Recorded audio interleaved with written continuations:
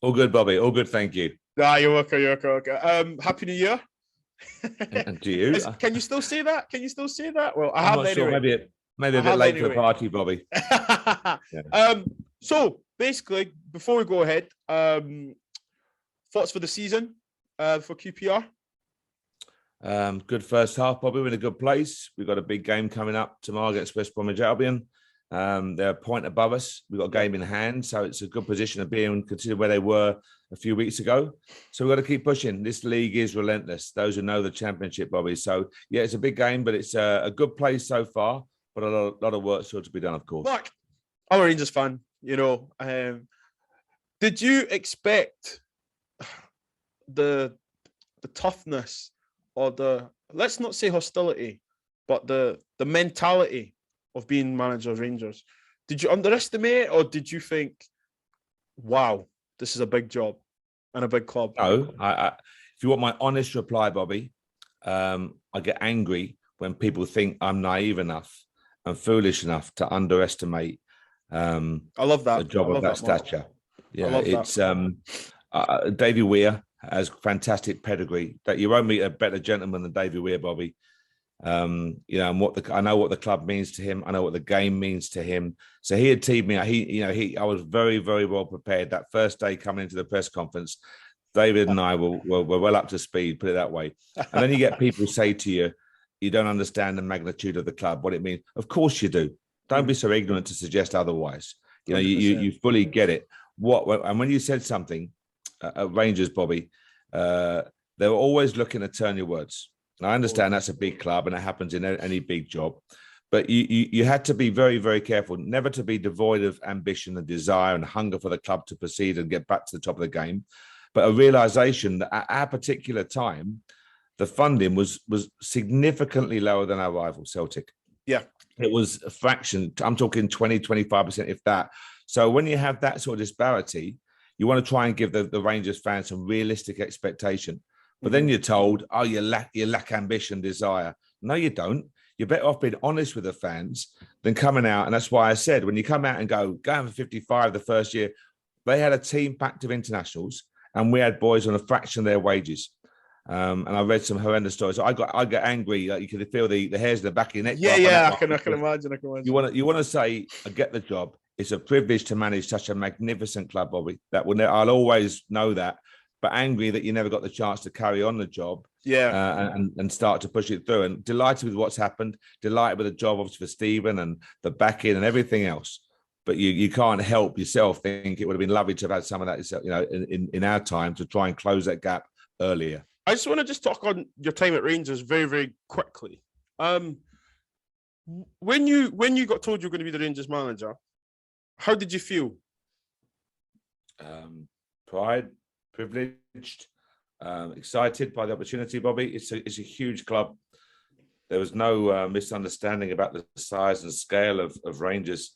Having someone like David Weir, I've got enormous respect for have his knowledge and input into what's involved in the club, where it had been, what it had suffered, what it meant to the fans rather, and how they were desperately pushing for return to the glory days. We knew everything about it, but it's a very privileged position to be in, to manage one of the old firm clubs. As a manager anywhere will tell you, I think privilege is the one word that dominates everything else.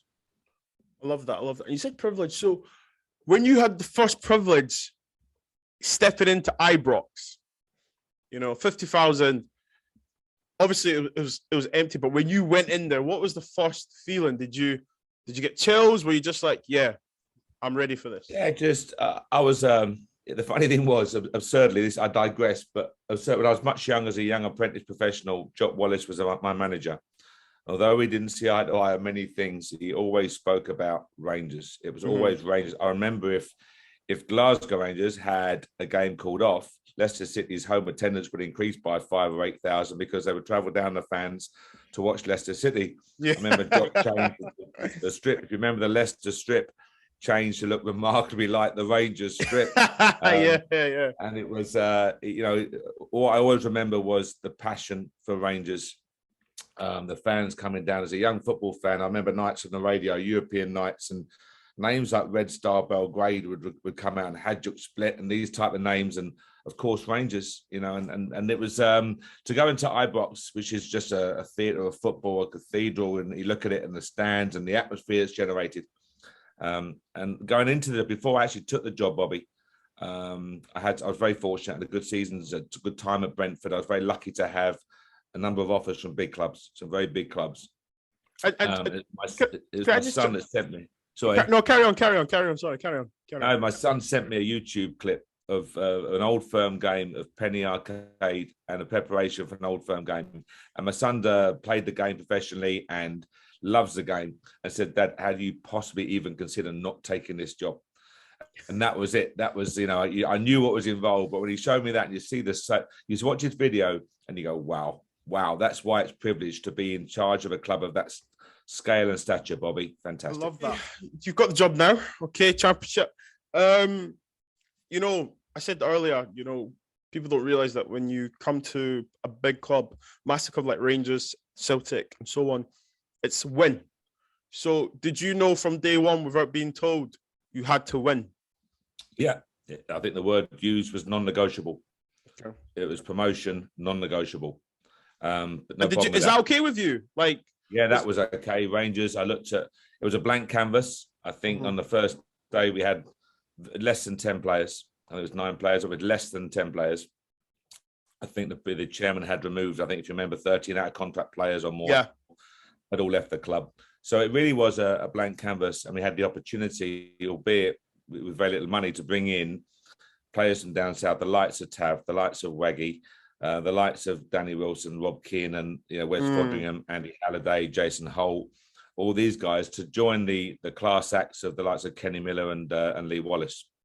So, we knew what it was. We knew what the task was at hand, Bobby. But no, that was one of readiness. I like black and white. Knew what we had to do. It was a non-negotiable. Get promoted back to the Premier League. Simple as that. You listed off a number of players that obviously helped you achieve that, and win a few trophies along the way. And one name sticks out: Andy Halliday. What was Andy like coaching? What was it like coaching him? Andy Halliday is just a magnificent football man whose passion for Rangers is clear for all to see. You know what the club means to him and to his family. But what a personality, what a professional, how he works every day, how he acts on and off the pitch, what he brings to a football club. Huge respect for Andy Halliday as a player and as a person. That's really good to hear, because obviously, he's still at Hearts right now, enjoying his football. So, big shout out to him. You've obviously won the Championship now and stuff, and you've came into the SPL, but when you were in the Championship and you were recruiting all these players, right? No disrespect to them. Some of them, Rangers was probably the biggest club they'll ever play for. Yeah. Did you, obviously, you've came from down south. Obviously, listen, you're a football man. Mark, did you have to explain to them the realness of once you come to this club? Because like managers, when you sign players, you need to know what he's about, mentality, ability, can he adapt, the surroundings, is he going to be okay? But Rangers, is that not like times 10? Of course it is. And people say, were you completely convinced they could deal with it? How do you know? How do if you're used to playing in front of 10, 15, 20,000, suddenly you're playing in front of 50 or 60,000? How can you say with 100% confidence? Of course you can't, Bobby. What you do is do your homework. A lot of the players I knew, the likes of Rob Keenan, I had from a young guy at Watford, Don Ball, I'd had from age 11 at Watford, Wes Fodringham, I'd watched so many times playing 170 odd games for Swindon and knew he was comfortable with the ball at his feet. Kenny and Lee Wallace, of course, fantastic. But right the way through, Danny Wilson, his Liverpool experience and coming back and how he could play, and all over the park. You look at players and the likes of Andy Halliday and Jason Holt, what it meant, what the club meant to those guys to go and play for the biggest club in Scotland. And so it was getting the balance right. Are you going to get everyone right? Of course you're not. Of course you're not. But you're trying to bring in people on free transfers. Now our budget in terms of basic wages would be more than anyone in the Championship. That's, you can't moan about one thing and not the other. So the fact is we'd have players on, more money. We'd have players on whatever it was, 2, 3, 4, 5, whatever. But But as I say, the other side of the coin was when he got up to the SPFL, you're nowhere near the budgets of your biggest rival. Yeah. I think that was when you're in the Championship, you have to say non-negotiable. That's fair enough. That's fair enough. We've got the bigger budget in the Championship. We have to go and achieve a very, very clear goal. No. Thank you for that, Mark. And I'm very happy for you, obviously, because you did achieve promotion. Lee Wallace, did you lean on him when you first arrived? What was he like? Model professional? Do you have any dirt on him so I can shout him out? No, you won't find any dirt on Lee Wallace. To have people like Lee Wallace and Kenny Miller, outstanding. I cannot speak highly enough of those two individuals. Obviously, Lee is here with me now at QPR and performing magnificently well. But the two of them, they love football. They love football. Lee stayed with the club right the way through. Kenny's passion for the club and for football, for the fans. Two outstanding characters. Simple as that, Bobby. I don't need to go through a whole list of adjectives. I think my opinion of those guys is very clear, professionally and personally. Top people, will work hard every day, look after themselves, outstanding professionals who would adopt a mentoring role with the young players and willingly pass on information, advice, snippets right the way through each and every day. So two top-class individuals. No, it's very good to hear, and it's very motivating and refreshing to hear that, especially about Lee and King Kenny. Nico Kranjcar, right? You had a few majestic players, and I still couldn't believe that I saw him play for Rangers. He's an internationalist. Do you know what I mean? He'd go international and do 1-2s with Modric. I mean, how was that for you? Like having that kind of guy. I wanted someone to come in who could obviously contribute and impact the team positively, Bobby, but also who could have that mentoring role. I hear people say, "Oh, he's a top quality player. He's a world-class player." Nico Kranjcar was a world-class player. That term is used too often thrown around. Here you have an outstanding technician. Of course, he's past his best. We wouldn't have got him to Rangers on a free transfer from New York Cosmos if he hadn't been past his best. I knew he was a stone overweight, so did Nico, but we flew to New York and I had a good chat with him. His football knowledge, his calm personality, is outstanding. I mean, in the first session, we were in Charleston on a preseason training camp, and within 10 minutes, then Kenny Miller came up and went, how good is this man? He was that good. He was one touch in the middle of a training box and no one could get near him. And he was just outstanding, Bobby. But you're talking about someone, imagine him in the times with Modric, as you referred to. But the fact is, boys could see technically his body shape to receive the football, his positions that he adopted, his movement, his communication. Tactically, he'd be sitting in analysis meetings and suddenly you've got Lee Wallace and Nico Kranjcar and Clint Hill, another outstanding professional. All these guys questioning, talking about tactics, and you could see his knowledge for the game. His father was an outstanding coach. All around. And I knew he wasn't ready in terms of fitness levels. But as I say, it's what else he brought to the party that was so important to the club. The semi-final against Celtic. Forget that. What was your most memorable moment at Rangers? I think the semi-final is the obvious answer.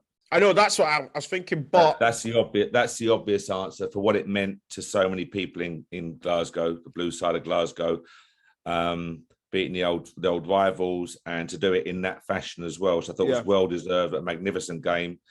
But my honest one would be the promotion and getting back to the top flight, because that was the goal, and that's what Rangers fans needed to see, this mighty club back at in the top flight. And then the next leg begins in terms of pushing up towards the very top of Scottish football. So in terms of what it meant to the fans, Bobby, and the backing they gave us home and away, and knowing how much it meant to so many people, that for me was a very proud moment and memorable moment. I'm sure David Weir, Jim Stewart, Frank McParland, top football people will say exactly the same. And David Weir, how did that relationship blossom or come about? It came about because I set up a tournament. I worked with the owner of Brentford who financed a fantastic Next Gen Series tournament. So when I was traveling around Europe, we could see that there was a void in the progression from elite youth performer under 19 to first team. So long story short, traveling to Sporting Lisbon, they said it. Barcelona said it. Borussia Dortmund said it. You know, PSG said it. Ajax said it. Olympiacos said it. Marseille said it. Liverpool, Chelsea, Arsenal, Tottenham. Everyone had the same issue.